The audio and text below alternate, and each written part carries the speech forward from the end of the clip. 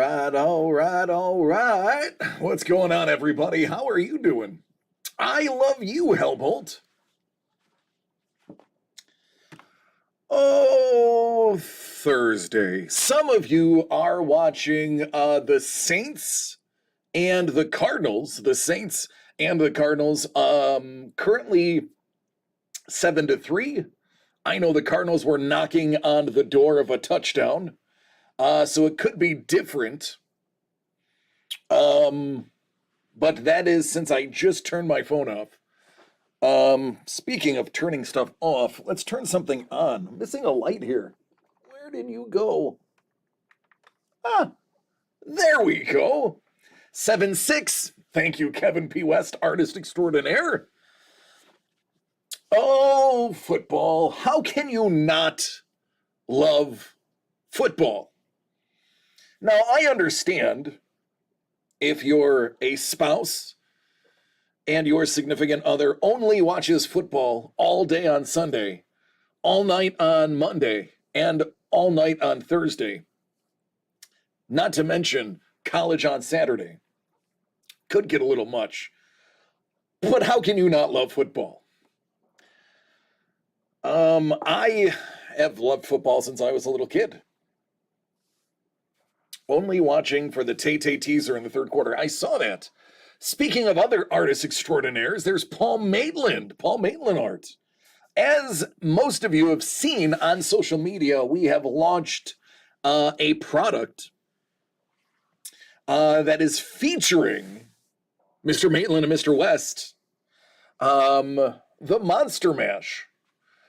We've already sold 5 boxes, so it is 25% sold out already, and it's a pre-sale. We'll be opening it next week, probably next week, Friday.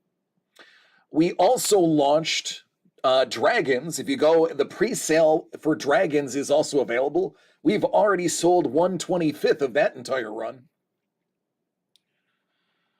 I told my wife when we first met I'm unavailable during football season. I did too.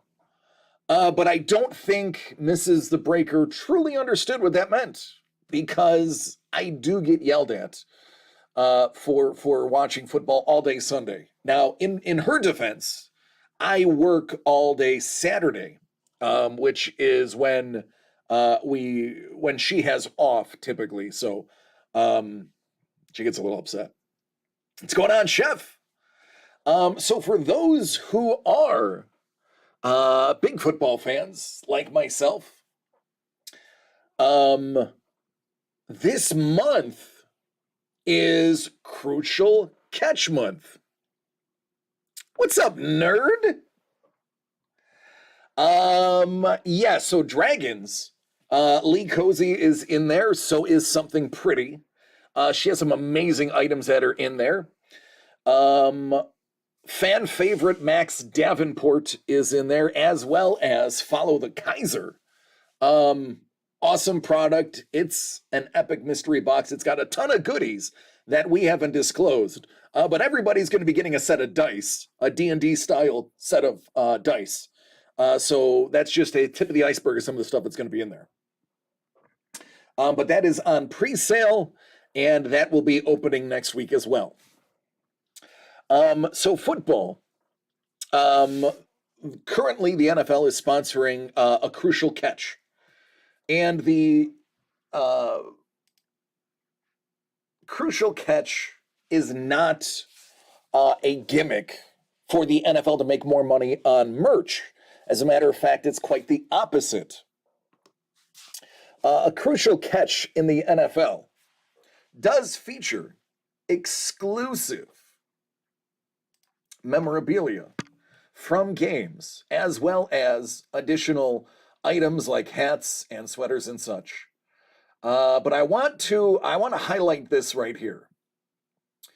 The NFL does not retain any profits generated by royalties received to the sale of Crucial Catch products.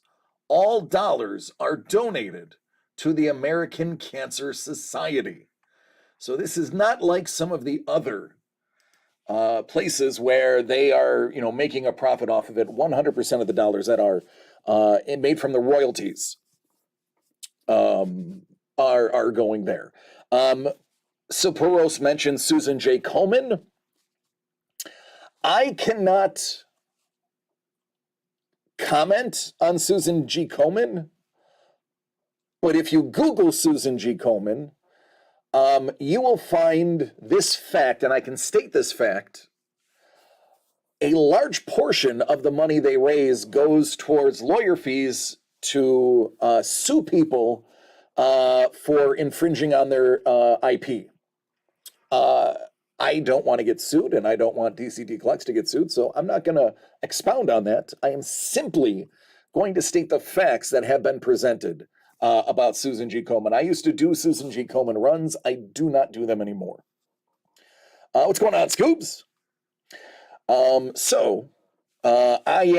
is not a personal attack or commentary. I am simply stating facts from, I believe, their 2019 release that showed their lawyers' fees and how much of the lawyers' fees come from there. But I digress.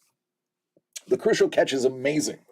And it stems around finding out more about yourself and preventing these types of things. Scoobs, I hope you're doing well. So Crucial Catch is of particular interest to me.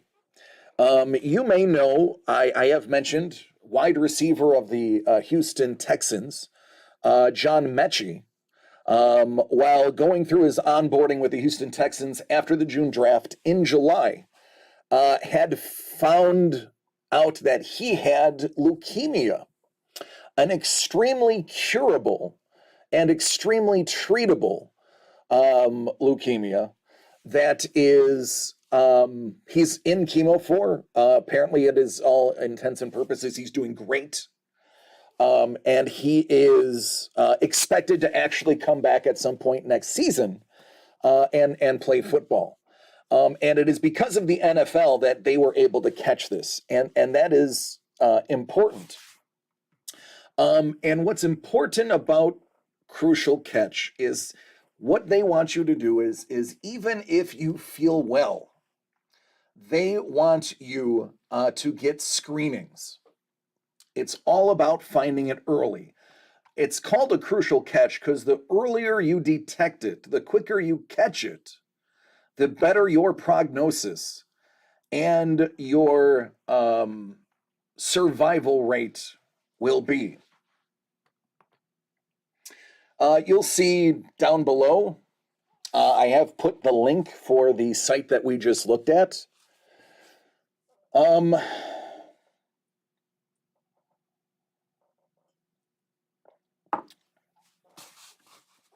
It's very important. So, I have always vowed to be 100% honest with all of you. And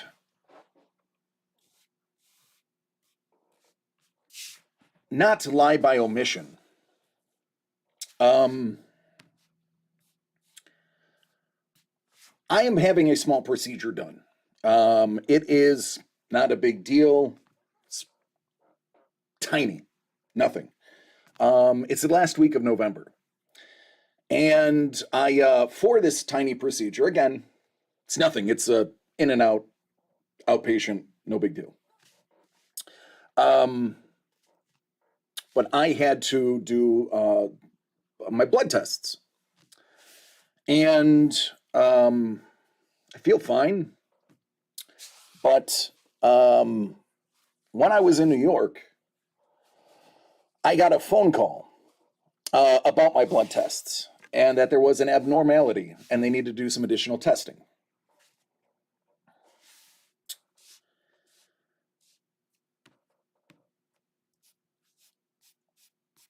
After further testing, it has been confirmed, double-checked, and triple-checked that I have something called chronic lymphocytic leukemia. Now, what is CLL? It is a cancer of the blood and of the marrow that overproduces white blood cells, lymphocytes. And as it progresses, your lymphocyte count chokes out the red blood cells and platelets. Makes you very susceptible to infections. Ultimately, those who do succumb to it die of an infection.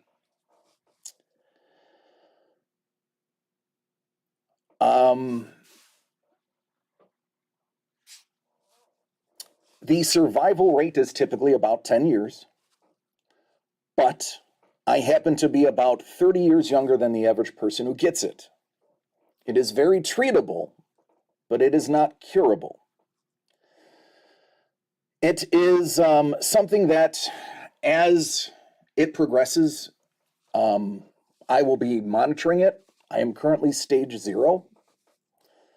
And every 6 months, I'll be doing blood tests to make sure my levels stay at a certain number. If my white blood cells, my lymphocytes double, or I get to a certain number, I start treatment. As of right now, no treatment is necessary. But at some point, there is a possibility it will. There are also a ton of really progressive and really great treatments that are currently available. The first one being a very simple pill that has no side effects and is easy as taking aspirin, they said. Again, stage 0, I don't need any of that. There's a possibility I might not need any of that, depending on how research goes. Most people live a fairly normal life. They just manage it, they treat it, and it ebbs and flows. My oncologist told me, if you had to sign up for any of the leukemias, this is pretty much the one you're going to want. This is the elective you take in school because it's treatable. Not as easy as Mr. Mechie's. His is while tough, his is curable. This one, as of right now, is not. So instead of feeling like a victim, I want to take, and thankfully DCD Collects and Trevor and Doug have allowed me to use this as my soapbox.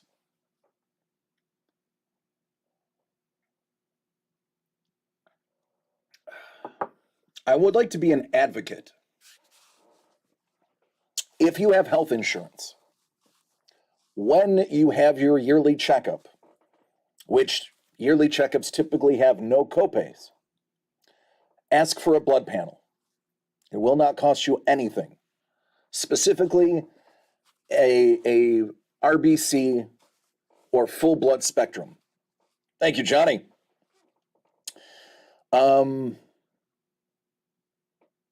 It's about 4 vials. It's very small, and it can tell you a lot. That simple panel is what revealed this diagnosis. So I implore all of you who can afford to, who have the health insurance, talk to your doctor. Get a blood work done, because I felt fine. And it's just hiding. So I can't stress it enough.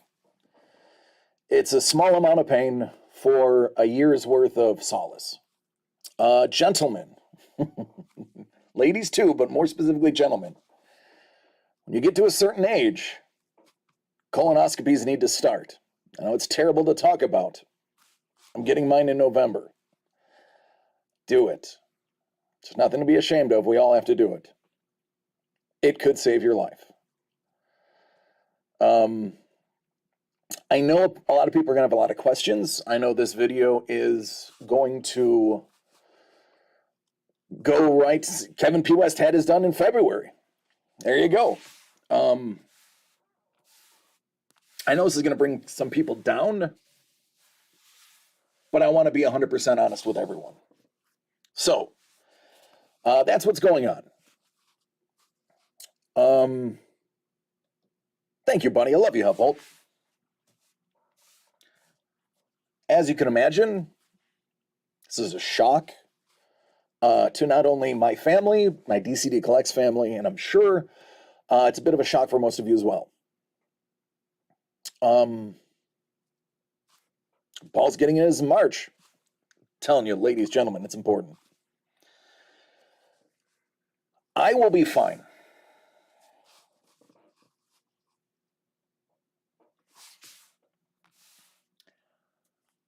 I wanted to take the clip from Wolf of Wall Street, where Leo DiCaprio's character says, they want me to leave. I ain't going anywhere. If it wasn't an explicative laden speech, that's exactly what I would put here now. I'm not going anywhere. It's not going to change anything in the near future. It's probably not going to change anything in the couple of years future. But I'd rather be an advocate than a victim. And I'd rather push people to double check themselves than just assume everything is okay. And that's what I implore of all of you. That is your homework for tonight. If you are due for your yearly checkup, go. Get the blood work done. Have the peace of mind. And then when you're done, you can thank me for it. Some people are obsessed with the little ribbons. Leukemia's is orange. It's the ginger of colors. I was hoping it'd be like an awesome blue, maybe a deep red. It's orange. So if you dig that sort of thing, orange is the color.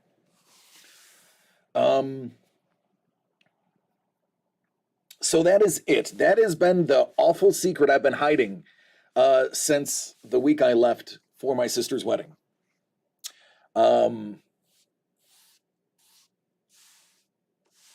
I'm sorry to drop bombs on a Thursday, especially before opening stuff, but I feel better knowing everyone knows. And I can continue feeling like I'm not holding out on you guys and gals. So I appreciate you listening, and I'm sorry if I've upset you. But every single night I tell you guys how much I love you and to take care of yourselves. This is another step of taking care of yourself. Thanks, Elbow. So, with that said, my son does not know. Obviously, my wife does. Thanks, Johnny. Appreciate you, Scoops. My entire family knows now. And now the 14 of you watching and the countless people that watch us afterwards. And that's right. Absolutely, Kevin. So, I will tell you not to do a celebrity shout out, but I was inspired to do my colonoscopy by Ryan Reynolds, who I follow on Instagram, who made a joke. Him and Mr. McElhenney did a joke about getting their colonoscopies and actually filmed them and the polyps that they had removed. And it was that joking, fun video that made me decide to get my procedure done, which ultimately led to this diagnosis of CLL. So as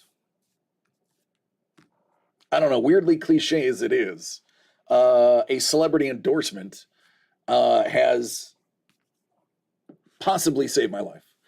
So not that he ever watches, or not that they ever watches, but Mr. Reynolds and Mr. McElhenney, thank you for being open about your colonoscopy and urging people to get one, because ultimately, it helped me get in front of my diagnosis.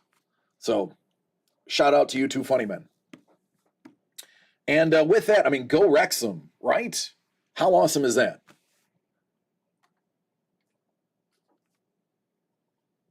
Cheers.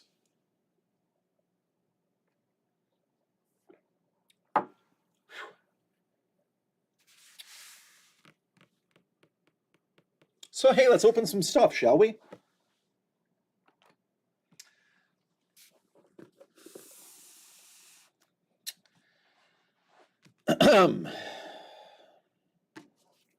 Chef Craig, I got boxes with your names on it.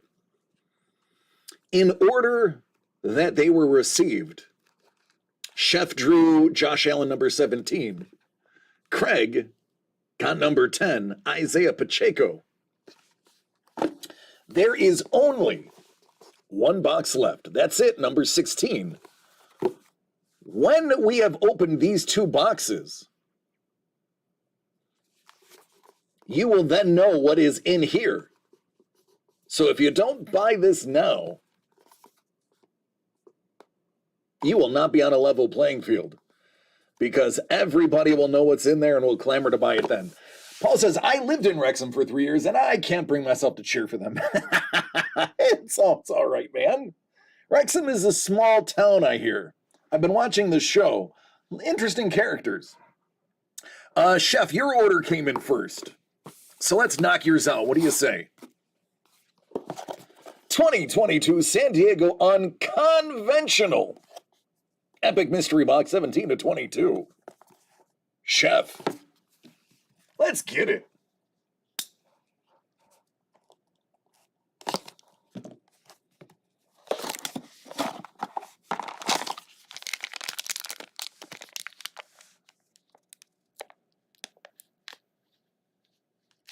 Oh, the man, the myth, the legend.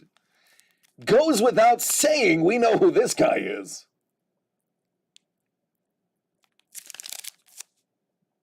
That's right. That is awesome. I love that angle that Bing chose. Super dope.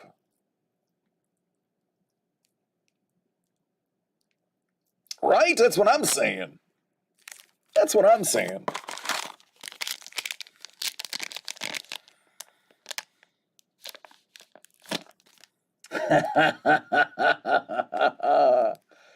Yep. Mogera. Or should I say Moguera? Oh,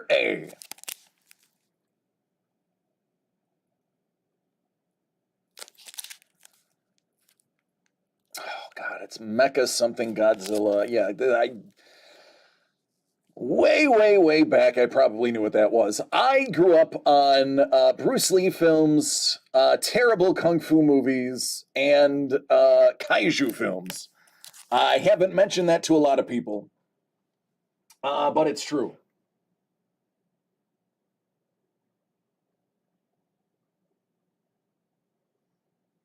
I love you, Don.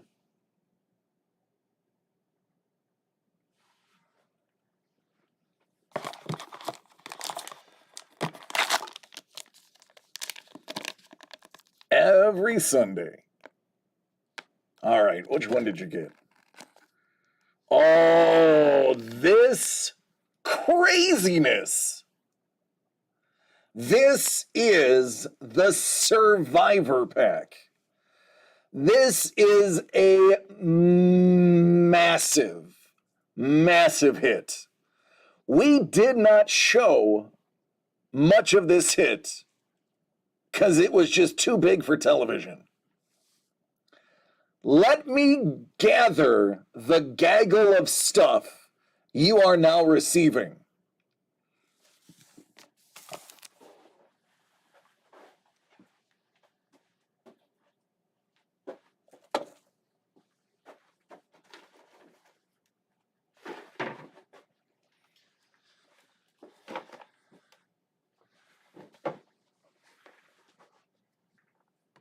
I actually have to go widescreen for this.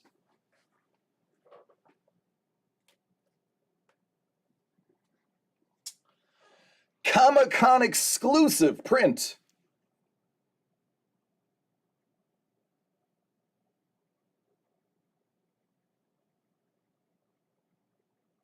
Yes. The details on that bad boy are amazing.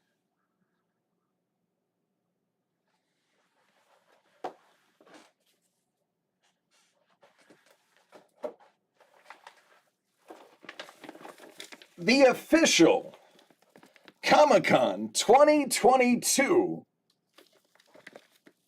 Big Bag.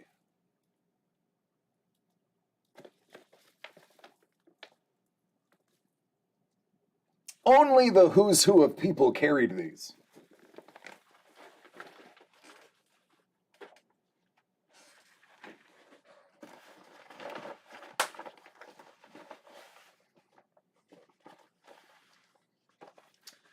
The Eternus Messenger Bag.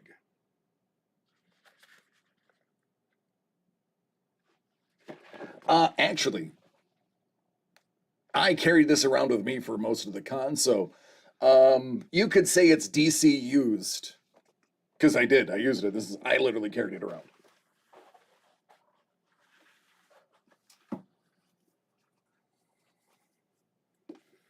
Mondo. But what's inside the Mondo bag?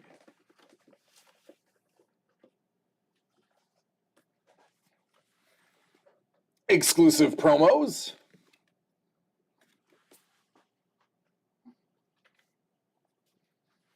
The 2022 Comic-Con Quick Guide.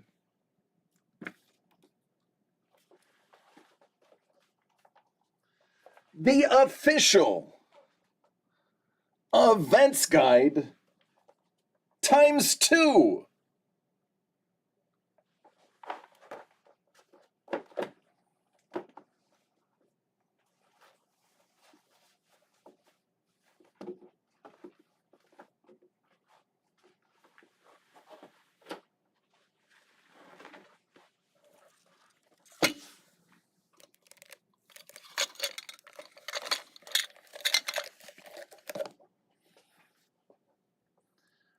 Mondo 2022 patch.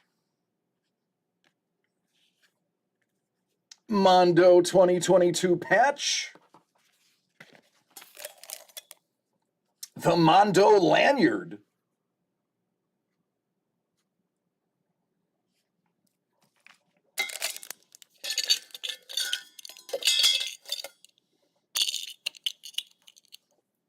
Some Mondo pins.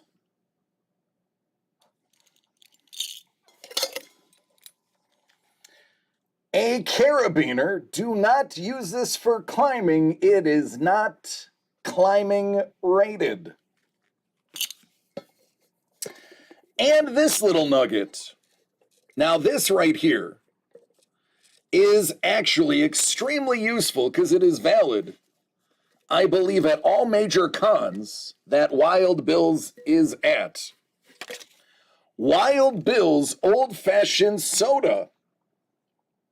Little mule. There is the official plus reusable metal blue anodized straw.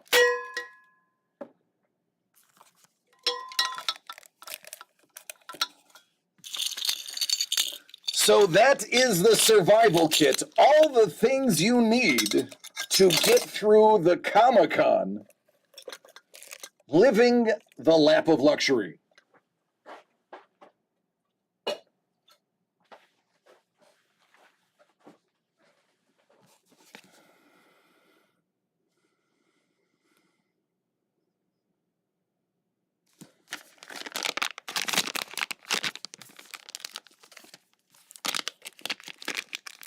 Isn't it, though? A really awesome guy bought that for me. His name was Vince.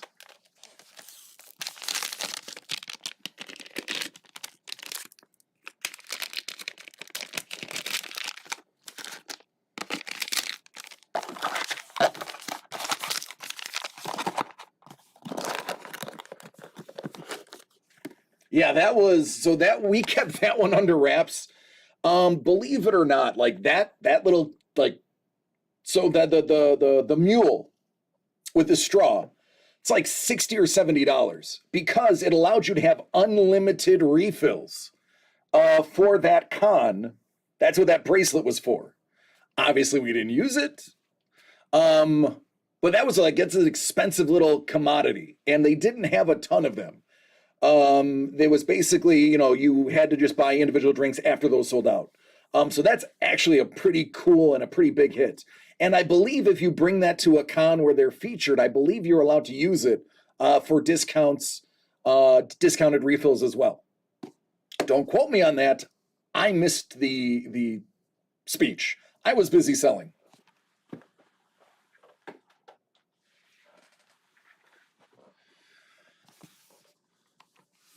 Craig, you pulled a tenor.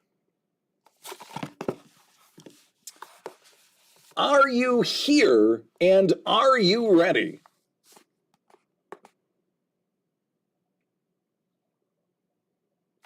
It was Vince Lombardi bought it for me. It's the ghost of Vince Lombardi.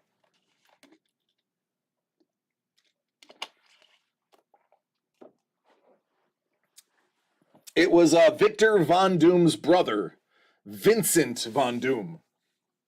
Vince Neil. yeah, he got me a jersey and tequila.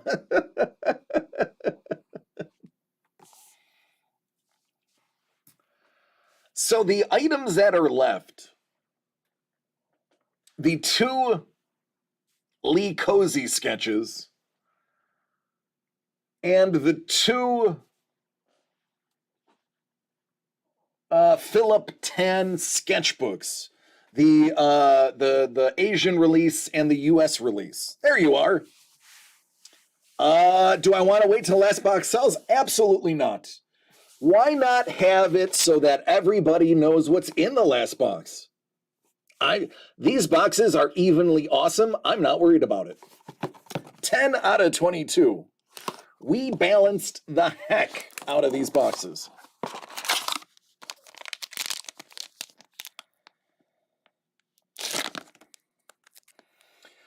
Oh my, it looks like a flea with a tentacle. I'm sure I got that wrong, but that's Flax. Let her eat.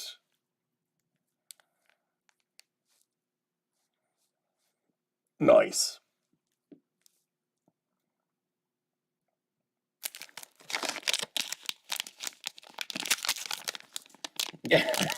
Kevin's like, I'm whispering in your ear. Touchdown Cardinals, pick 6. Yeah, Cardinals defense really stepping it up today. They're having their way with the red rifle. Oh, look how beautiful that is. What an amazing use of color.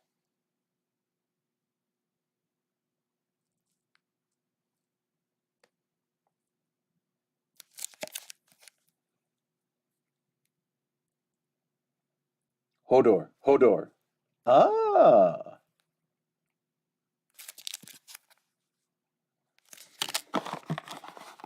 All right, what's it gonna be? The cozies or the tans?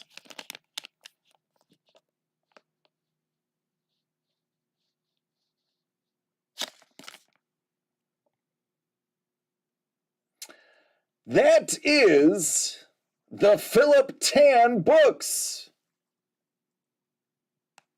as well as the poster.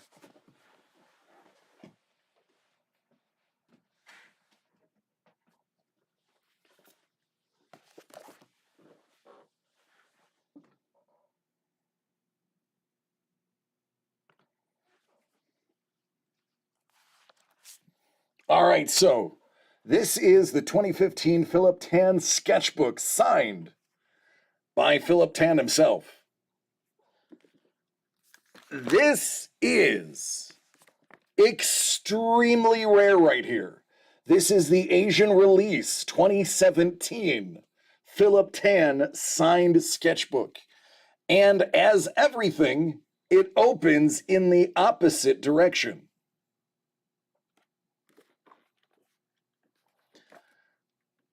And includes massive amount of works.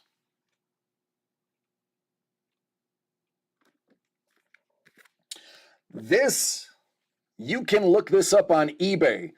Not easy to get your hands on. Very few of them available. That was actually the selling point on these. He said it's selling them as a group, and this was a very exclusive. Very exclusive. Kevin P. West knows what he's talking about. That leaves the cozy.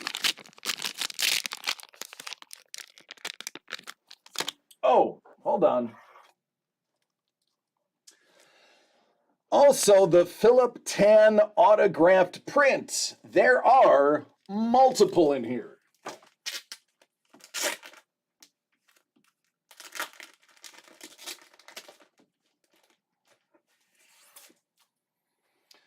All of them signed.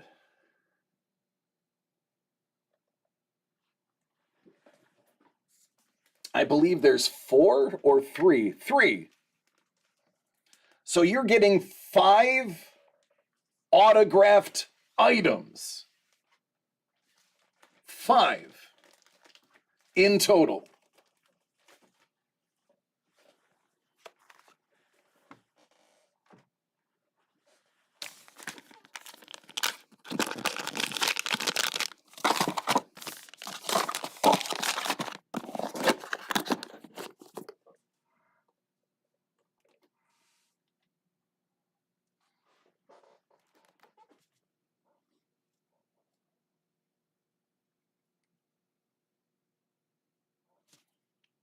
Hey now. Hey now is right. If you're not familiar with Philip Tan, look up his work. He's been doing it for a very long time, and his work is choice. Just do a simple Google, Philip Tan comics. Unbelievable work. Very detailed stuff. He does a phenomenal job. Truthfully, I don't pretend like I know things that I don't. I had heard the name, but was unfamiliar with the work. After going through those books, because I'm not gonna lie to you, I thumbed through those books to look at it. I was like, wow, okay, this dude's legit. Legit. Scoobs, did you decide which one? Are you going with 007? Are you gonna go with the limited edition Kiss one? Maybe a Masters of the Universe with a big old Dolph Lundgren on it? Archer is a fun one. Archer has their own pinball game.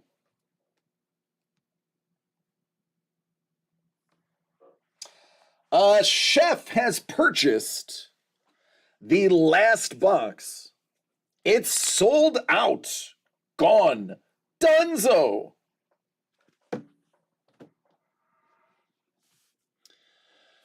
Saving for the trip to Japan and a Taylor Swift concert. I like both of those ideas. One of the things that I always wanted to do that I never got the opportunity to do was go to Machu Picchu. Actually, before I met my wife, I was planning a trip with my brother to go to Cuzco and Machu Picchu. And then I met my wife and had a kid, and yeah, no more Machu Picchu. Now that time isn't necessarily of the essence, but has the possibility of being of the essence, that is my number one goal, is to go to Machu Picchu and view that piece of history. I have been to many places all over the world thanks to the military. And I was smart enough not to spend all of my times inside of bars, because a wise MM1 once told me the inside of a bar in Buffalo looks the exact same as the inside of a bar in Spain, which looks the same as the inside of a bar in Iowa. It's getting outside of the bars that you really find the local culture. As long as I like it when I play the model when it arrives, it will be the 007. The nearby store said it should get the model in late November. Nice. I would prefer to hike to it. I will likely ride the bus because I don't think Mrs. the Breaker is going to hike it. I'm just being real. She's probably not going to do it. So likely another pick six. That's amazing. If you have the Cardinals on your fantasy team, you've won. It's over. You've gotten it. It's done deal. Yeah, Mrs. the Breaker's like, heck no, I'm not walking it. So yeah, I'll be bussing it. Maybe I will have her bus it. I'll start walking in the morning, and I'll have her meet me in the late afternoon. As long as I have a backpack full of coca leaves, I'll be fine. I mean, honestly, give Mrs. the Breaker some coca leaves, and she'll be fine. All right, 16 of 22. It's Chef.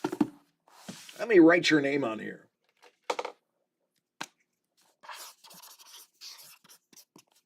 Chef, if we did this right, these are going to be the 2 Lee Cozy sketches. Let's see if we did this right.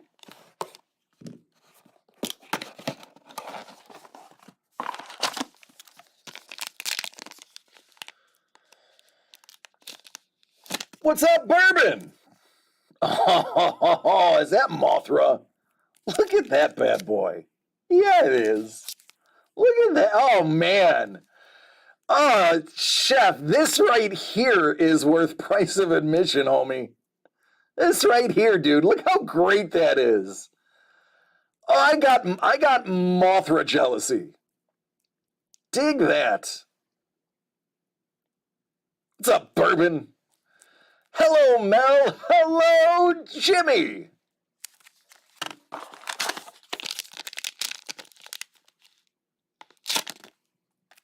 Yikes.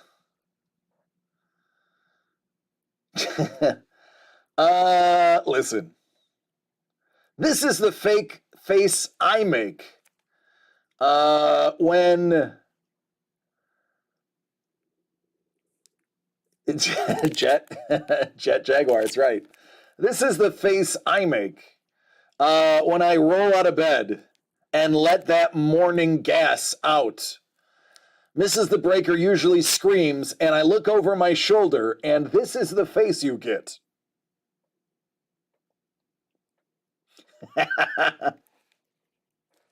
Yeah, that was me. All right, this better be Lee Cozy or we're in trouble. It is. Check these out.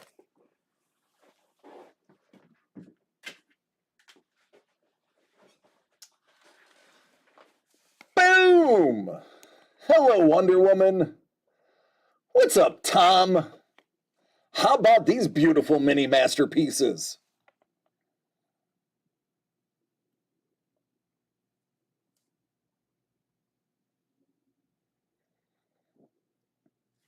So, these came in Lee Cozy's special comic box. They were 1 per box. We bought a couple. We actually bought a couple. And here, this is the big hit sketch from those 2. Instead of keeping them, we're putting them in here.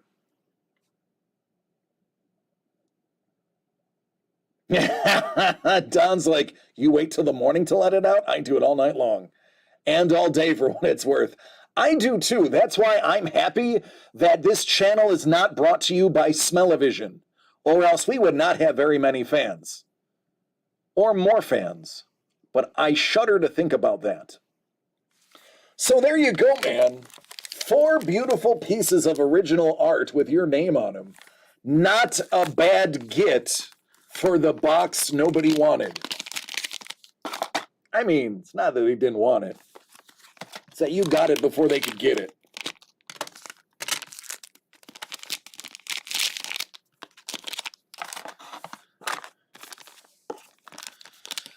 I'm going to toss this in there with the other one. And that's it. That is the Comic-Con. We are finished. If we were a dictator, we'd be finito Mussolini.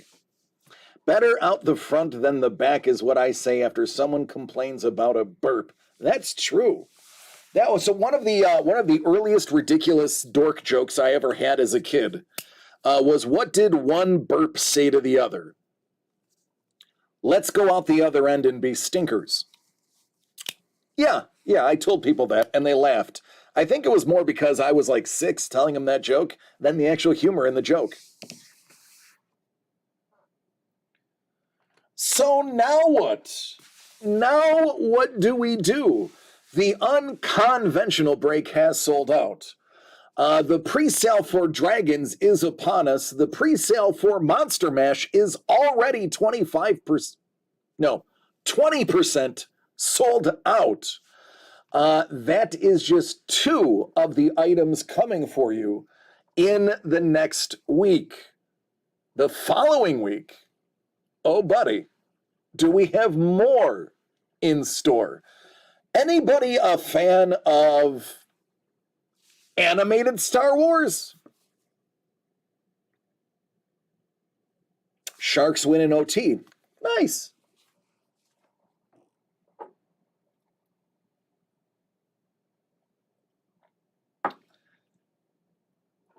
Good.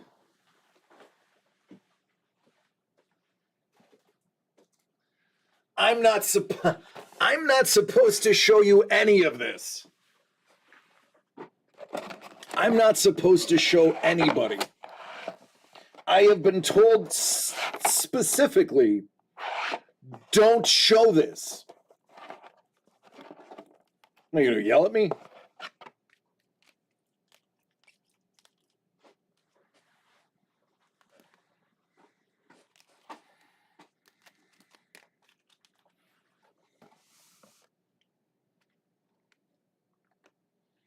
How? I have shown a couple of these before. Our dear friend Sketch School produced this amazing Zeb. Yeah, don't ask for permission, ask for forgiveness. I love this Zeb. Just look at the eyes. That's a great Zeb. Oh, man. Like, are you for real? Come on now. Oh. Oh, man. Yeah. This product is going to feature, and I don't know if we announced it yet, not only an original sketch or art card, it's going to have an autograph in there too.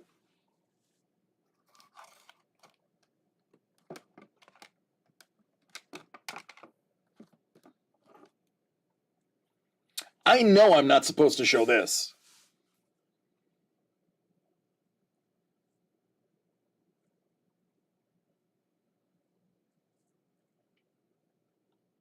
Go ahead and price out how much her autograph costs. Yeah, Kevin is already like, oh, that's money. 10 out of 24, that's money. It is.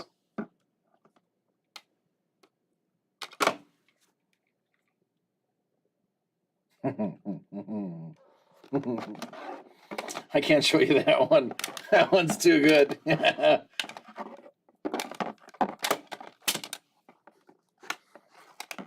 I gotta tone them down a little bit. Oh, this is a great one.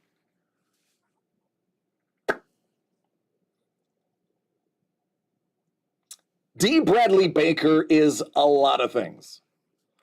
Yeah, Kevin's like, I know she doesn't sign for less than 100. Now have it be a top certified archive signature. Tack on that premium. How about a nice D. Bradley Baker?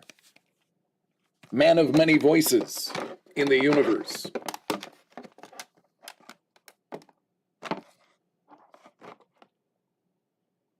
Nah. Oh, that's a get.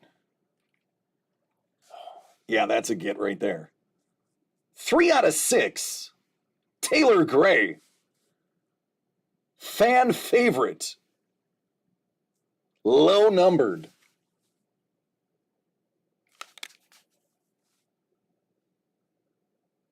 Who doesn't love a little Ezra? And if you haven't seen the shows, listen, you are missing so much canon. All of it is good. All of the things that you're seeing now, Andor and everything else, those all have roots in the Clone Wars. and Rebels.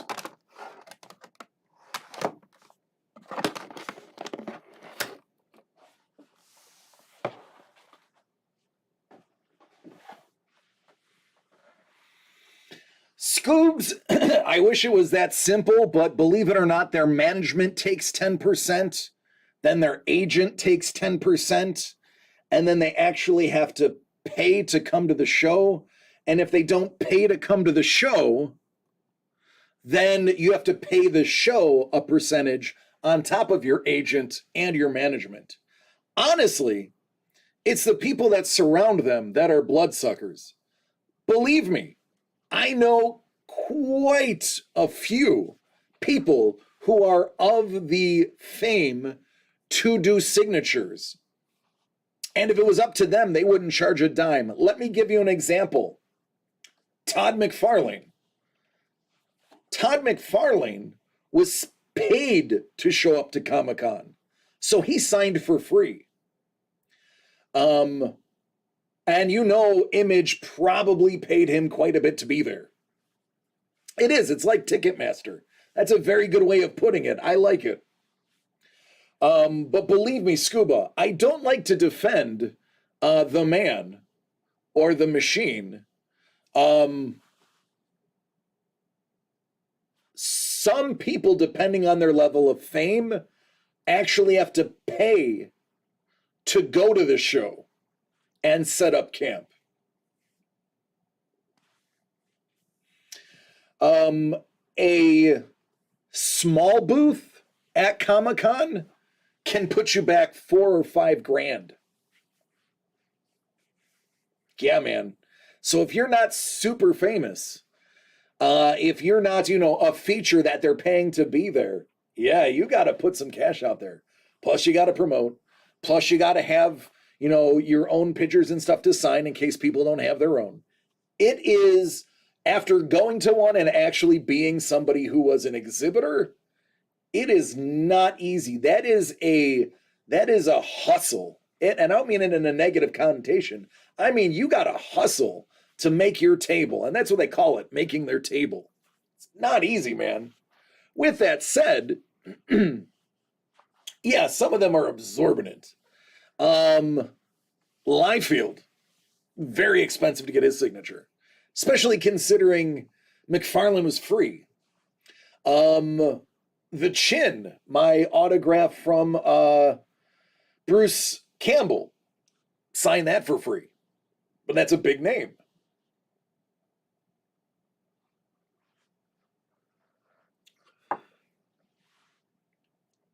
For those who are wondering, yeah, that is tequila. I needed to take the edge off today. Do you remember who got the Magic Johnson auto? No, I don't. I'm sorry. I don't know what I had for lunch yesterday. Oh, that's right. I didn't even think about hotel and food and travel. Yeah, that too.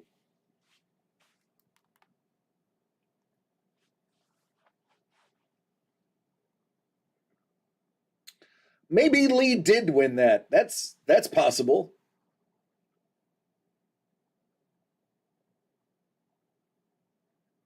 Yeah, could have been. Again, I'm going to be real. I open up a lot of stuff, and once I ship it, I tend to forget it. I think he did too, because he chose it, because that was the hit draft break. You got one on eBay for $75. That's a really great deal. I'm not mad at that at all. Oh, Patrick Warburton is the man. $35. That's awesome. All day long. There are great values to be had as well. Sometimes you can get, especially if, let's say, you're at a specific con. Like they have like a con for like Voltron and Power Rangers. I don't remember the name of it, but they have a specific con for that. If you're somebody that's like fringe, like let's say you're an artist that might be a famous artist for something, but only did a minor run with Power Rangers, you might be there signing for $50, whereas if you're at Comic-Con, you're signing for 100. It's a great way to find Morphicon. That's exactly right. Thank you, Hellbolt. You can find great deals if you look for the person who is established in one section but attending a con for something slightly different, something they're less known for. I'm trying to think of a really good example. Give me one moment, because I know I have one, because I was thinking about it the other day.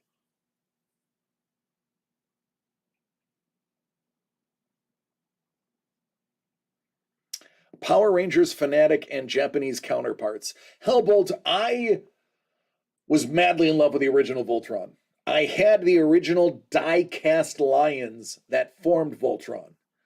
Back when you could have a die-cast toy and also use it as a self-defense weapon, which is why they now make them out of plastic.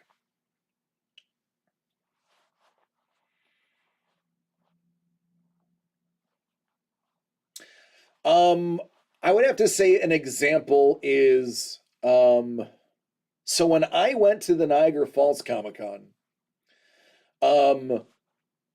William Shatner was there.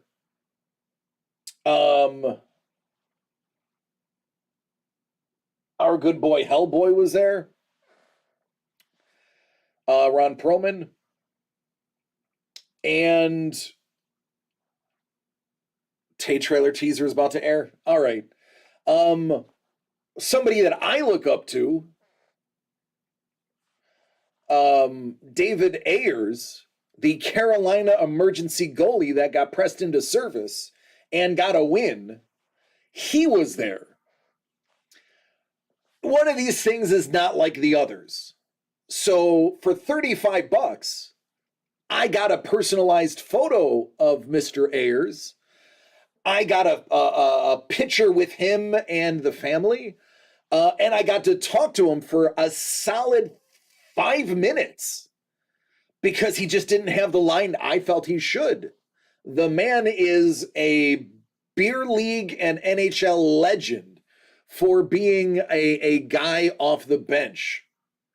His rookies did go bonkers. I had the Upper Deck card of the week, his pre-rookie, and that was selling for over $100. But I was a huge fan. That's every beer league player's dream, is to get bumped into the majors because something happened. But it was a Comic-Con, not necessarily his scene. So I got this amazing deal, got to hang out with him, got photo, I bought the autograph and he gave me the photo because I was so jazzed to see him. Normally that was another $20. He's like, no, don't worry about it, man. You're cool. We still keep in touch through Instagram. He was the Leafs extra goalie for practice. That's right. He actually, when he beat the Leafs, he had the Leafs pads on. It was a Carolina jersey, but the Leafs, he had the Leafs stack pads on. Well, the Leafs colors, the color scheme. But yeah, awesome story. He is actually an organ recipient. So a lot of his money and proceeds from stuff that he does goes to his. I highly recommend on Instagram following David Ayers and seeing the stuff that he's involved in. Amazing personality, great guy, infectious smile. Absolutely fantastic dude. But that was an example of getting a very inexpensive signature because he was something that didn't necessarily fit that bill.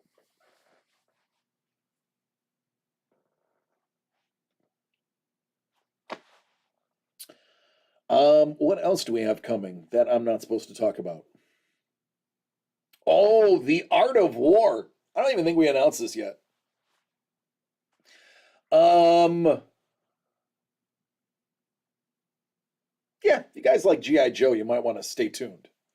Got a couple of things in reference to G.I. Joe. Oh, here I am getting yelled at.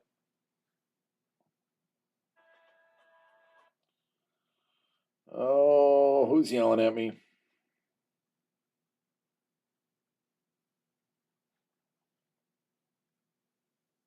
Okay, it's not bad. Just gotta watch what I say.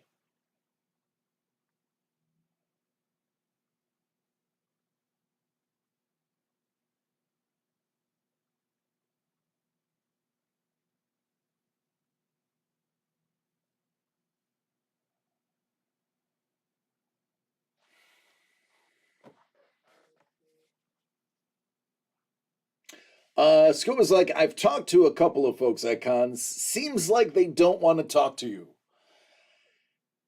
It depends on what day. I will tell you, worst experience ever had was Bret Hart. Dude was super disinterested and disengaged. You can see that. The best day to try to chalk up start up a conversation is usually the first day because they're still fresh. They haven't gone through 3 days of nonstop signing and pictures. So I always find day one is the best for interactions. The last day is the best day to get deals, especially from artists that don't want to have to haul a bunch of stuff back. I'm not saying I terribly undercut, but I'll knock off 10% and say, hey, how about you cut me a nice little deal so you don't have to take this home? Those are my little key secrets. Do I have my? I think I have it. Is it here? It is here. This is my Bret Hart piece. I've shown it before.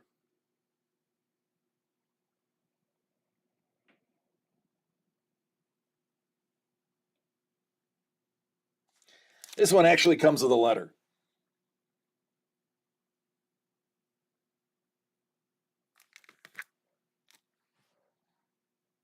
Yeah, I thought so.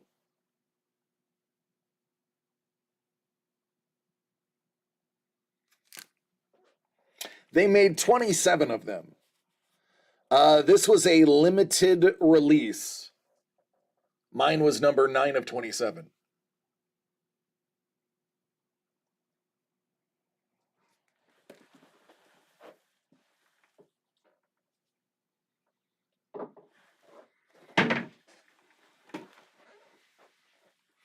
Bret was my favorite as a kid. To say meeting him was a disappointment is an understatement. Trying to think if I ever had a bad interaction with somebody.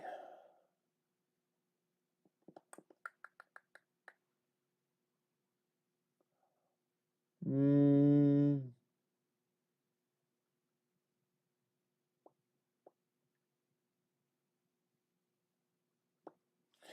I had a bad interaction with Kid Rock before he was super famous, and it wasn't a bad reaction of him being bad to me. It was me not knowing who he was and insulting him.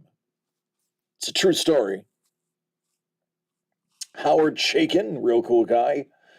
When I did Denver Comic Con 2015, I met Lou Ferrigno, the OG Hulk, and he was busy chatting with somebody else, took my money, signed, and told me to get lost. I did it for a friend.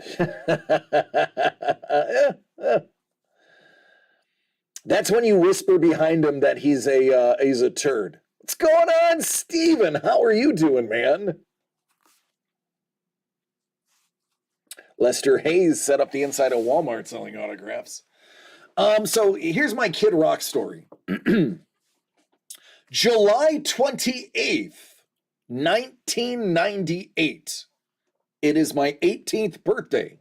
I'm in Buffalo, and I'm with my then girlfriend and ex girlfriend, because that's how I rolled. And we are celebrating my birthday at the Vans Warp Tour, back when the Warp Tour was actually cool. I loved punk. I loved Me First and the Gimme Gimmes, Down by Law, Sepultura, H2O, Snapcase.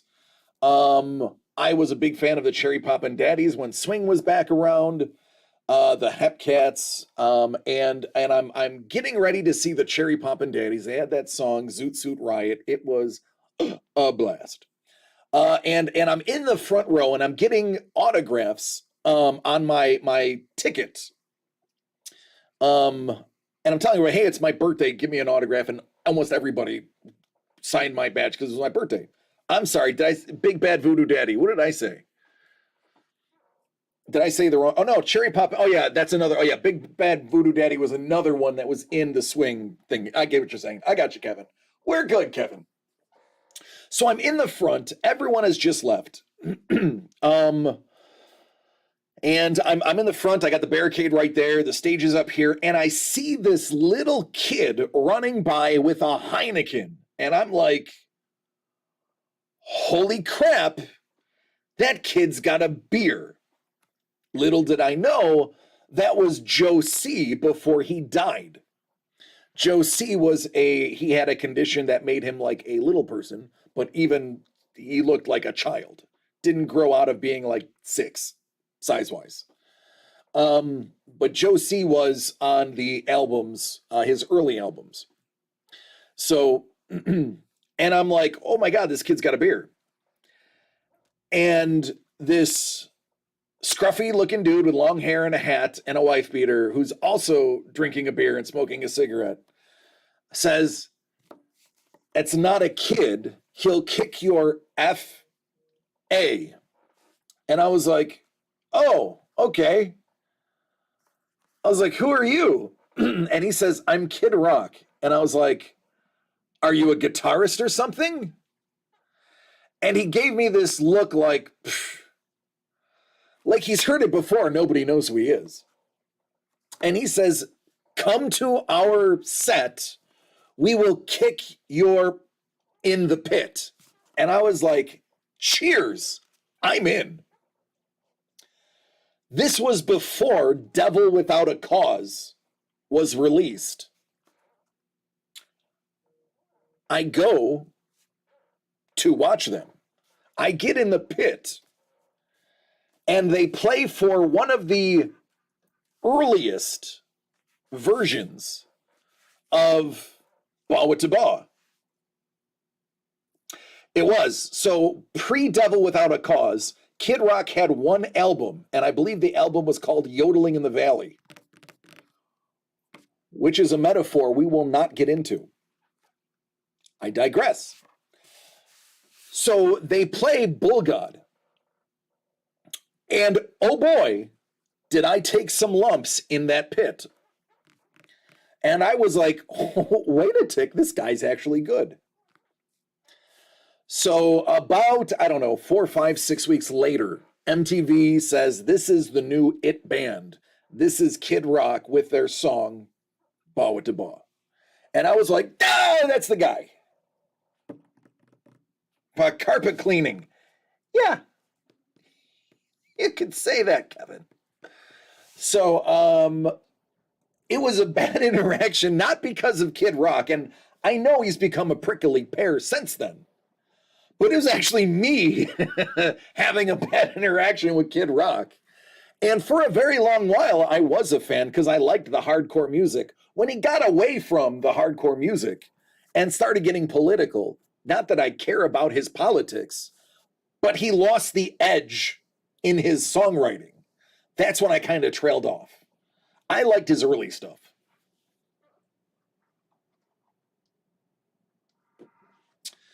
I would say that's probably the worst interaction I had with somebody that is a star, but it was my fault.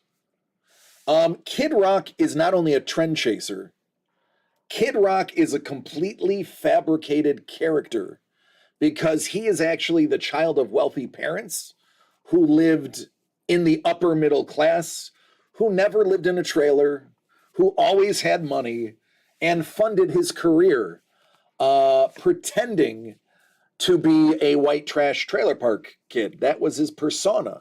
That is actually not how he lived. His dad owns tons of car dealerships, correct. So, Kevin Eastman. I have not talked to Kevin Eastman, but I've had a long conversation about Ben Bishop and the Ronin series of Teenage Mutant Ninja Turtles. And he was a great guy. Awesome. I actually originally got him. I got him to sign a book for me. I ended up turning it over to DCD Collects because technically they paid for it. I was going to reimburse them, but I didn't get the opportunity. Eventually, the next Ninja Turtles things we do, you will see a Kevin Eastman and Ben Bishop dual signed book that he had literally zero left. I bought the last one. It was a decent price. It was, in my opinion, fairly inexpensive considering. And then he's like, I'll sign it for free.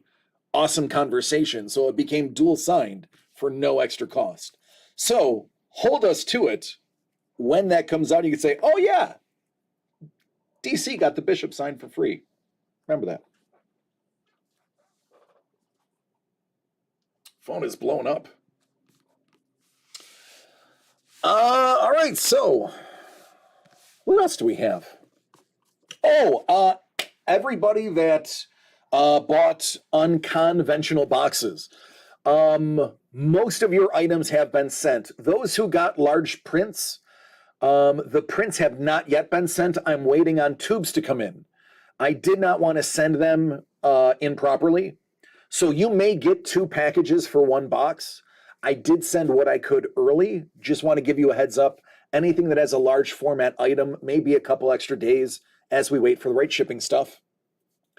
But aside from that, I sent out 5 packages. So some of you will see things as early as Saturday. The rest of you will have yours by Tuesday.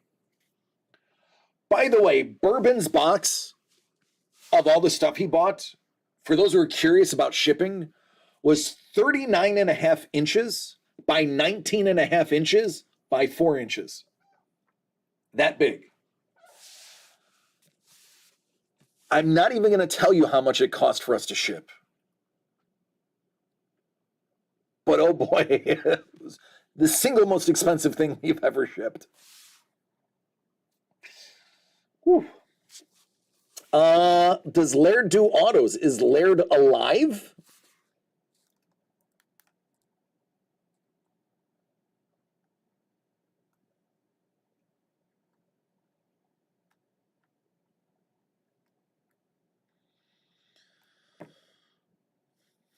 Yeah, he's still alive.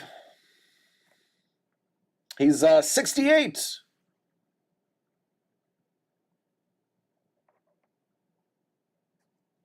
There you go. 68 years old. Lives in Massachusetts. For what it's worth. Yeah, right? It was. Yeah. Yeah. It was cheaper than inviting him and having him come by. It's true. And he's got a lot of booty, so he's good. Bourbon told me he wasn't gonna be here today. So I will admit, Bourbon did find out before everyone else. I did have a phone call with him yesterday because I know he typically doesn't tune in Thursday, and I didn't want him to hear late.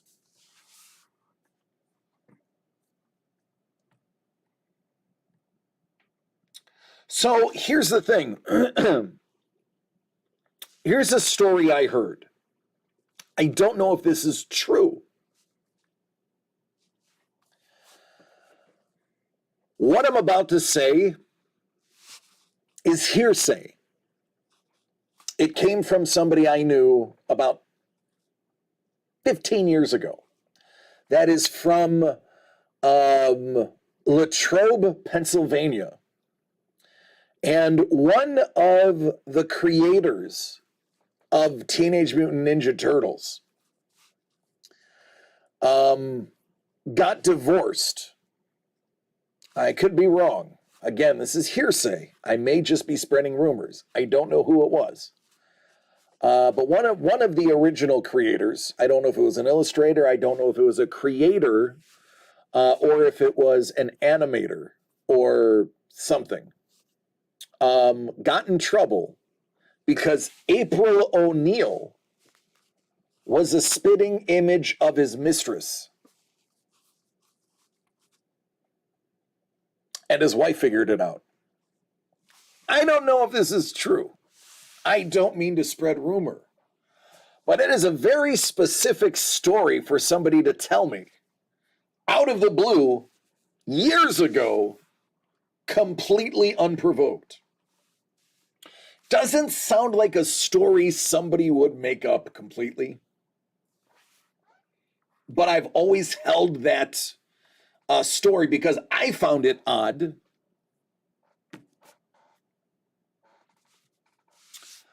Again, I don't know if it was a creator, an animator for the whatever, but I imagine it's either whoever drew April O'Neil or created April O'Neil or animated April O'Neil to look a certain way. One of those three people, that was the allegation, and that was the story. You can't make that story up, is how I tend to think that there's got to be some merit to it. Again, I'm not making accusations. I am simply repeating the hearsay. But juicy, right? That's what I'm saying.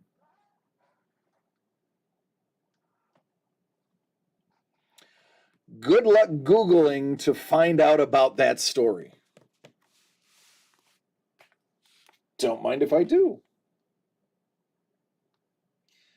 Is April O'Neil based on a real person? Dun dun dun dun dun dun. Boop.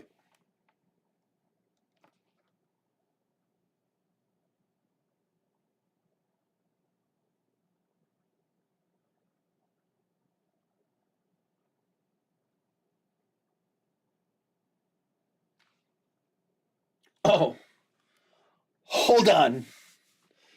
There might be merit to this story. This is from Screen Rant. Okay, I get it. Screen Rant, not the most reliable source. But anybody corroborating any of this information, I'm going to go with.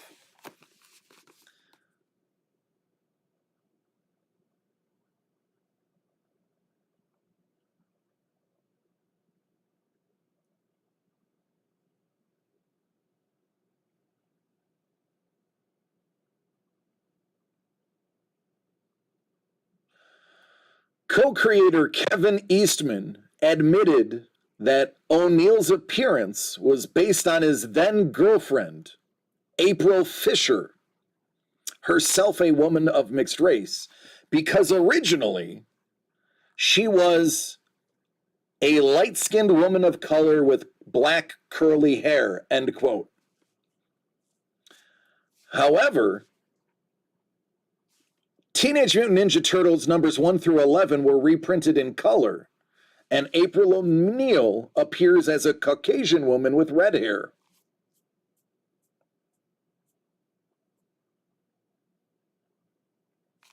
The plot thickens. So the question is, was Eastman married at that time? Or was the person who turned it into a redhead white girl the one that this story is about?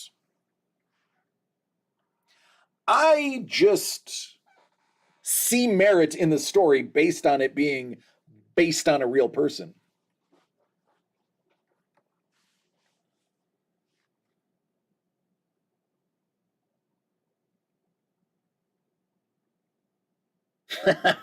Scoob's like, I like redheads.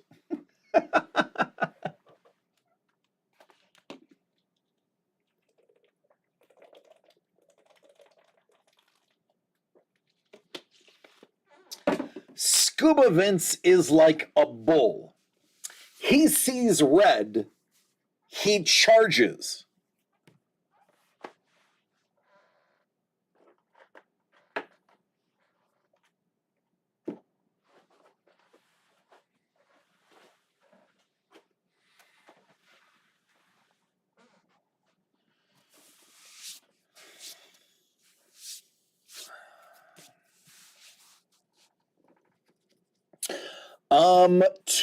It's coming. DC, you know it's coming. 3 years? Has it been that long that I've known you? Man, oh man. 2019 was a very long time ago. That was before COVID was a thing. I know because I spent the first 2 weeks of COVID from my house. Oh, I love you, Hellbolt. Thank you. Yeah, buddy, it's been a while, man, hasn't it? Good times. Good times. Lots of really great stuff. For those who don't know Scoobs, Scoobs used to actually be streaming for a while. I don't know if he streams anymore, simply because I've turned all of my Twitch alerts off because it was going off 24/7 and I couldn't sleep. But if you saw past Scoobs and his gigantic personality and looked at the back wall of his house, you will find numerous treasures that I have acquired for him over the years. Some pretty nice key issues and SIGs amongst art pieces as well. Scoobs is a reliable friend. If you walked up to him and asked him to pull your finger, he would. Not for his benefit, but for yours. That's the type of guy Scoobs is. Hello, Stephen. Hello, Maddie. By the way, Steve, Maddie, James does not stop talking about you two.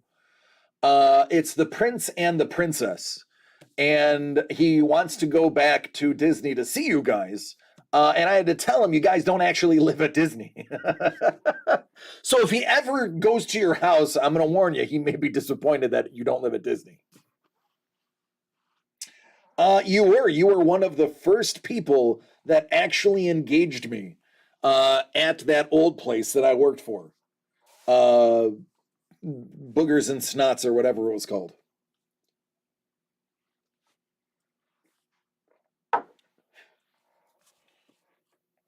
Oh, that's so sweet. I will let him know when I get home tonight.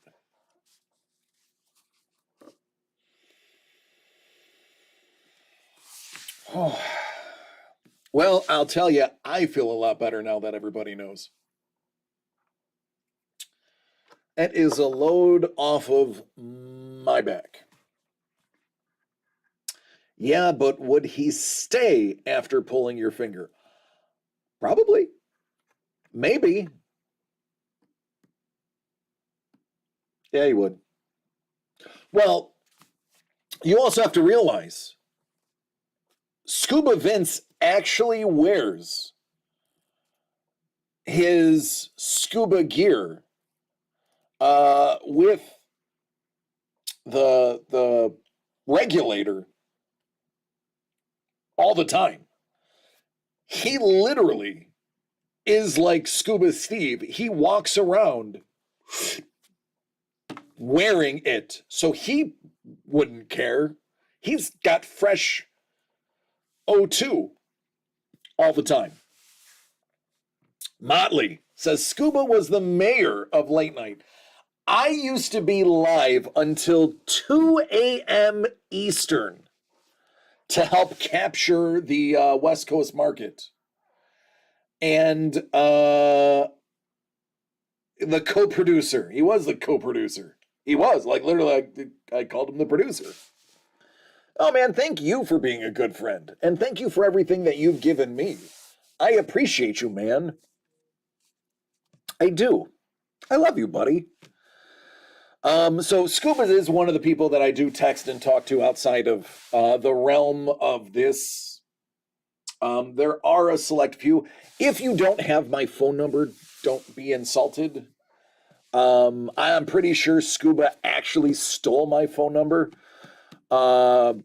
through an internet scam, so don't take it personal if you don't have my private number. There's only 5 people that have my phone number. 5, that's it. I can tell you there's only 5. At one point I had 200 followers, so we're talking like 0.025%. Um, so yeah. Yeah, Hellbolt, here's what I'll tell you though. I probably communicate with you via multiple media sources more than anybody else. That being said, all of you know I don't talk to anybody. I don't. I'm not a big tech guy. I'm not.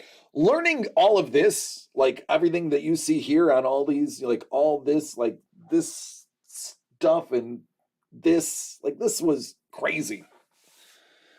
Wow, you don't text me bedtime stories, Howard. Sebelros, I'll just I'll record bedtime stories and I will leave them on your voicemail.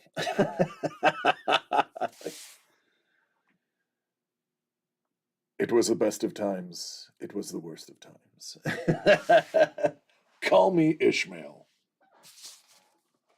I'll just read Moby Dick in its entirety. War and Peace, the unabridged version. And leave that as the message. 6 years later, it's over. Like, oh, that was pleasant. I haven't eaten.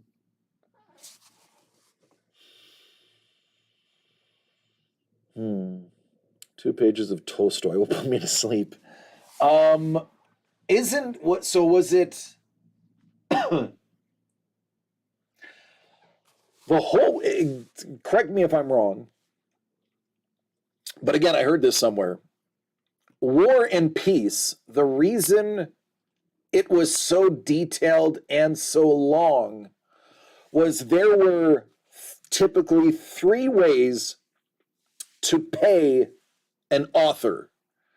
You paid them by the page, you paid them by the book, or in Leo Tolstoy's case, you managed to pay them by the word.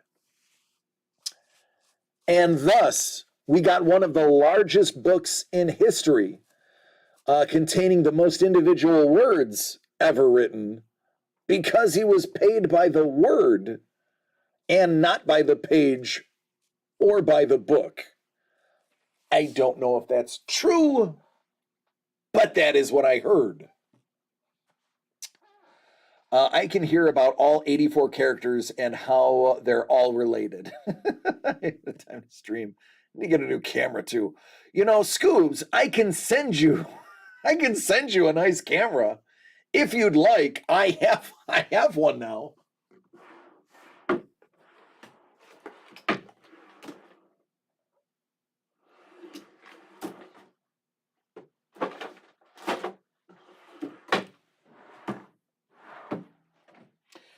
It's somewhere. I think it's in that desk. So those who don't know, Scoobs was very gracious. I had a camera break. And Scoobs literally was like, there's a camera in the mail. You're welcome. That's the type of dude Scuba is.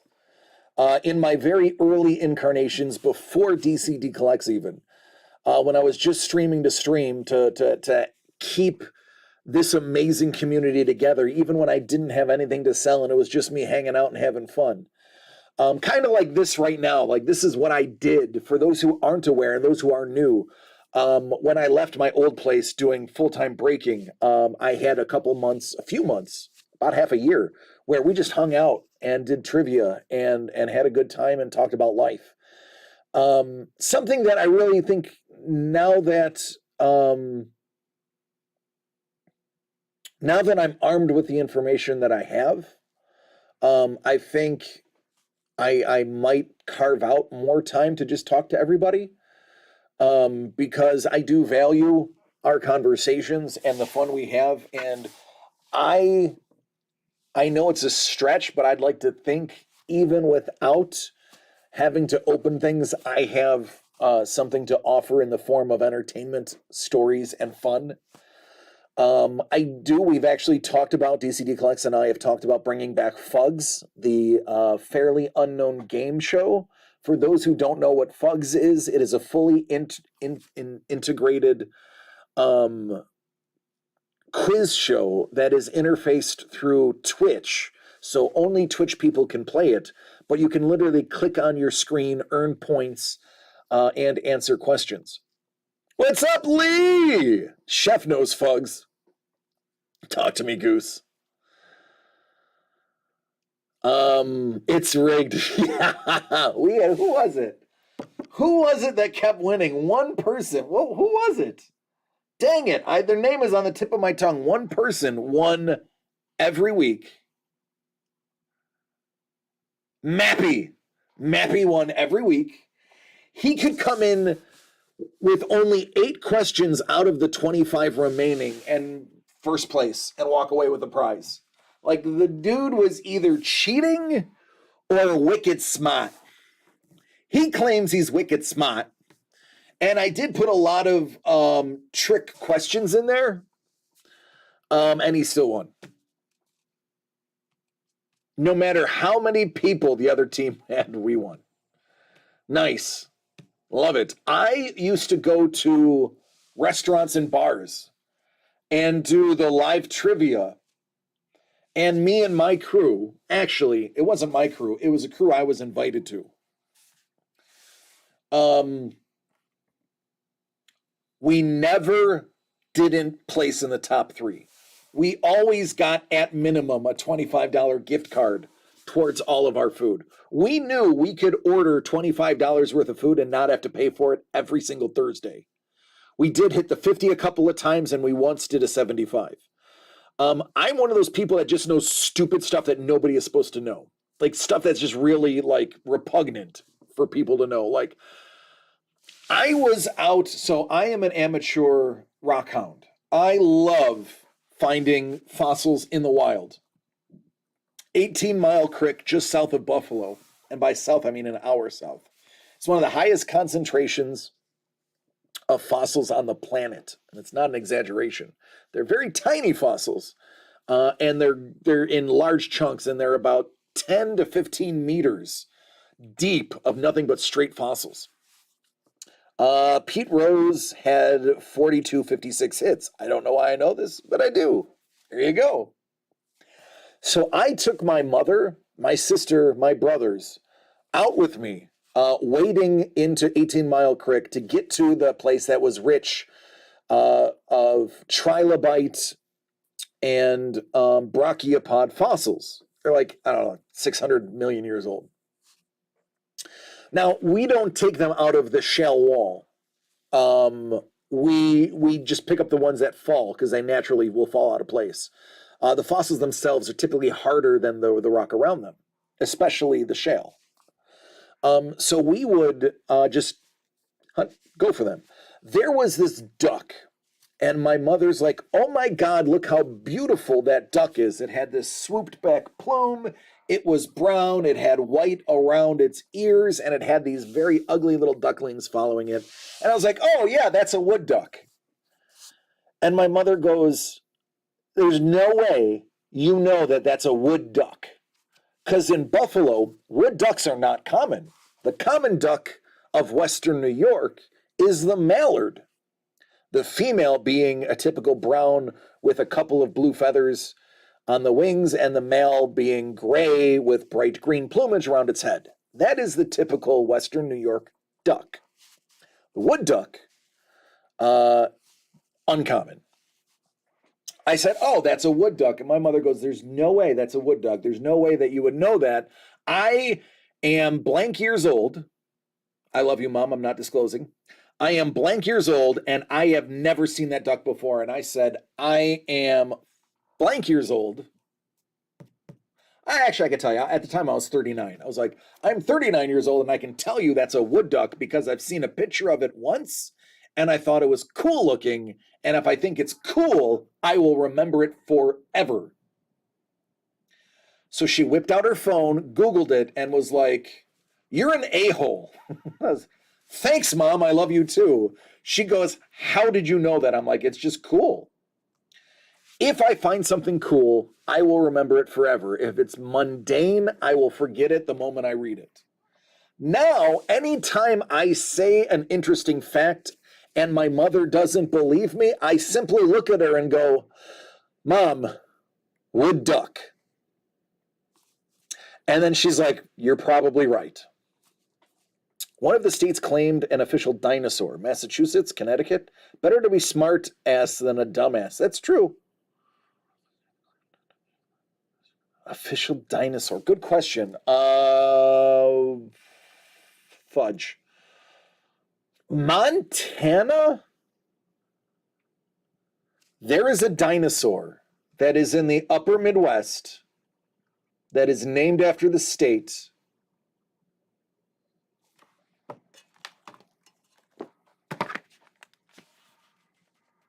Find out.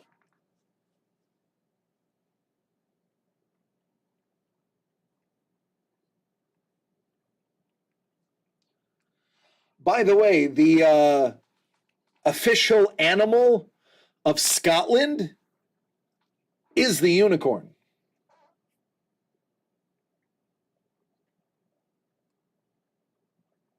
Massachusetts has its own official state dinosaur, Podokesaurus hohliokensis. The state dinosaur of Texas is the Sauroposeidon.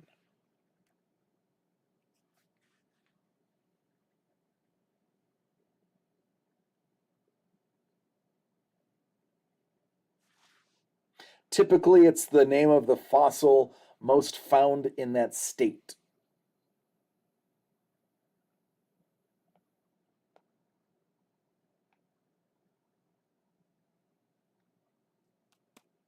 There you go.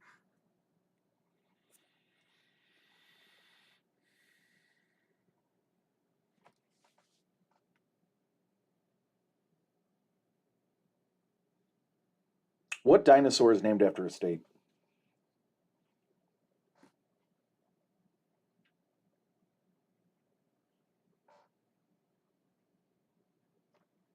I don't know why that did that.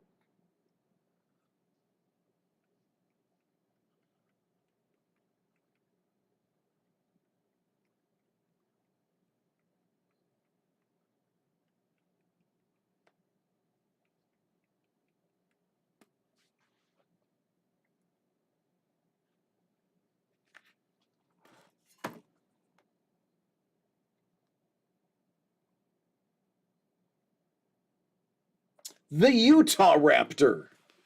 The Utah Raptor. I knew there was one, I just didn't know what the words. Now that I've known the Utah Raptor exists, from this day forward, I'm likely not going to forget about the Utah Raptor.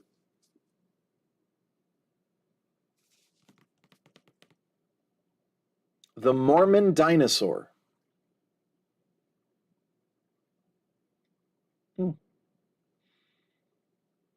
Got a pretty cool book today. Has a bunch of high-ish res pics of most, if not all, of King Tut's. Oh my God, King Tut's treasures. I, being a wannabe archaeologist, if I always said, if life would have been easier for me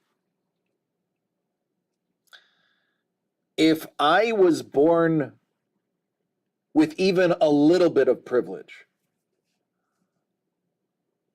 I wholeheartedly would have been an archaeologist for a living. Unfortunately, it's not something poor people get to do. Archaeology has no paycheck. It is based solely and completely on grants given by company and individual donors. They will tell you archaeology is not glamorous. It's not Indiana Jones. It's dirty. It's hot. You don't bathe for weeks. It's a lot like this job. I'm kidding. It's not glamorous. It's brutal. It's not conducive to having a family. But again, I would have done this before I had a family. I know what it entails, and it would be a slice of heaven to me. Back when I was young and could do it, that would have been my slice of heaven. I'm living in my slice of heaven now. But if I could have been born with just a half of a silver spoon, I would have been an archaeologist, because that is what my passion really was, and still to a degree is. It's terribly expensive to go to school for it. There's very few schools that have a good one in the United States. And the pay is based on grants. So not only do you have to be an archaeologist, you have to be a fundraiser, and you have to know how to raise money, because your ability to live is based on your ability to raise money for whatever you're researching and digging. I've got 2 to 3 books on Tut's treasures, and then a book that is Howard Carter's journal from the dog.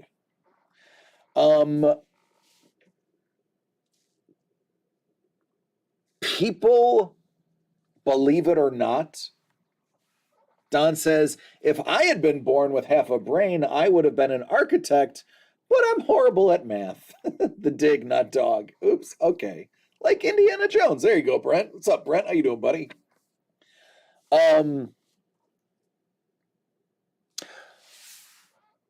People make a big deal out of King Tut's find. And believe it or not, it's not a big enough deal, because a lot of people don't understand how absolutely significant the Tut find was. Mind you, King Tut was ruler for a very short amount of time. He was crippled. He was hideous to look at. His death mask does not look like the reconstruction of what his skeletal structure says. And he was generally despised as a ruler.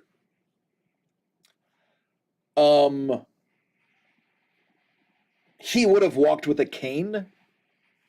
He would have had a jutting lower jaw. And he was terribly inbred based upon genetic markers. He was despised because of what his family did. That is correct. And yet, it was one of the most opulent burials ever seen of a pharaoh. Only because it's one of the only pharaoh burials found intact. 99% of all pharaohs' tombs were looted in antiquity. And the only reason King Tut's was available was because it was buried so far from where everyone else was. And it was forgotten. And on top of that, it was believed to have been cursed. As a matter of fact, if you look at the original lead seal on his tomb, it literally curses the person who opens it.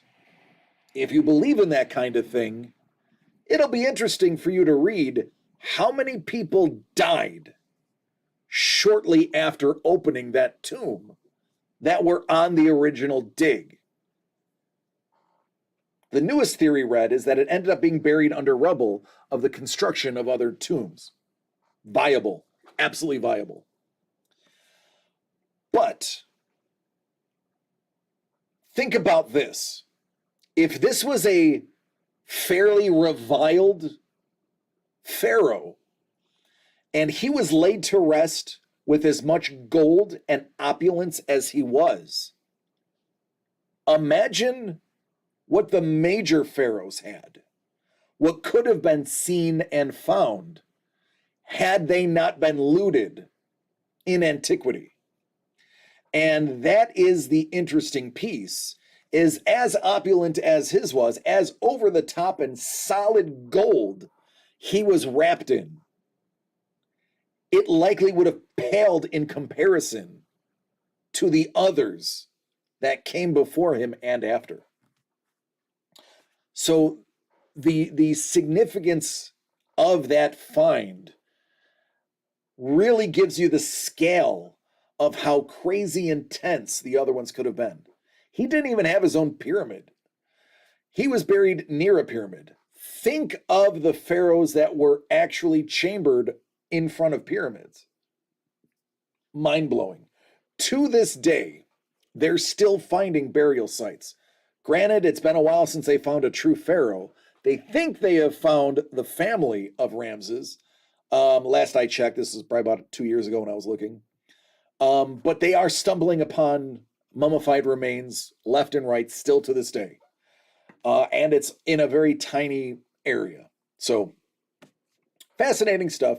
If you want to go down a real deep rabbit hole, look into the genetics of King Tut. And the things they did, they actually disrespected him in burial. They removed his phallus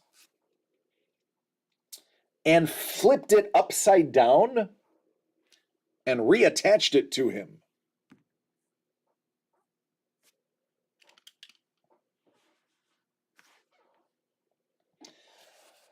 That was arguably a sign of disrespect. Others argue it was a way to make him look better. You get my meaning? But absolutely fascinating stuff. All right, so with that said, Scuba, Google it. I'm not wrong. Yeah, they butchered him and put him back together in some areas. Now that I have gone there, I am bleeding viewers. So I'm gonna wrap up the night. I said 4 people are like, I'm leaving. I don't want to hear about King Tut. I came here for stuff. Tomorrow, now that we don't have any of the San Diego Comic-Con items available, I will be back to having mostly sports. There is a conference break up for the First Off the Line. We do have more First Off the Line. It is right there. This rookie class is hot. I knew it. That's why I said, Doug, Trevor, we need to get stuff. And I am correct. These wide receivers are going bonkers. So are the tight ends. But we'll be doing some of that. I may open a box of Legacy for fun just to have something to talk about. But tomorrow will be a little more sports-centric. Maybe I'll get permission to do some more teasers on the items that are coming out. But I digress.